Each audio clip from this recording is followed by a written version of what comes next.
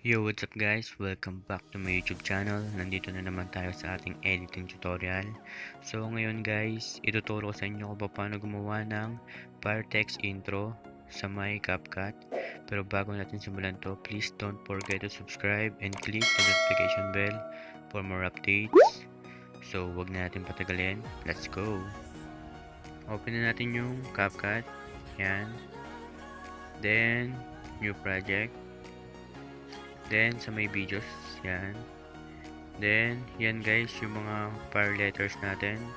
Lalagay ko na lang sa description box yan. Download nyo na lang. Then, kasama yan background. Then, add. Yan. Then, punta tayo sa may dulo. Delete natin yung watermark ng CapCut. Then, punta ulit tayo sa may unahan. Then, mag-add tayo ng audio. Then, sounds.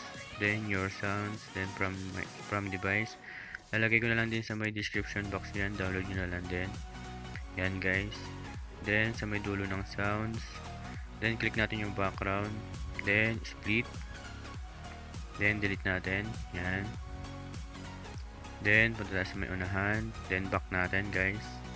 Then click natin yung overlay. Then add overlay. Then lalagay natin ngayon yung fire letters natin. Yan. Yung F. Yan. Then, gitna natin. Yan. Then, click natin yung splice. Yan.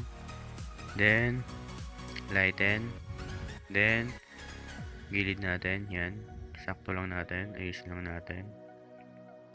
Then, check. Then, yan. Click natin. Then, sa may unahan ulit. Then, add. Then, mag-add tayo ng I. Yan. Add. Then, gitna lang ulit natin. Then, splice ulit. Then, lighten. Then, yan guys. Ayusin natin. Yan, sa position. Then, check ulit. Then, click lang natin ulit. Then, sa may unahan ulit. Then, add. Then, lalagyan natin ng R. Yan. Then, add. Then, gitna ulit. Then, splice. Then, lighten ulit. Then, yan, ayusin lang natin. Then, check ulit. Then, click ulit natin yung sa may gilid. Yan. Then, mag-add ulit tayo. Sa may unahan ulit. Then, add. Then, lagay natin yung E. Yan. Para may fire. Then, same pa rin. Splice. Then, lighten. Then, yan guys. Yan. Isa natin. Then, check. Then, ayusin lang natin guys. Sa may position. Yan. Ayusin natin yung position niya. Yan. Then, yung E.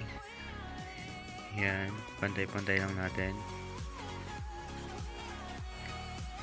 Then, yan na siya guys. Then, back natin. Then, play natin.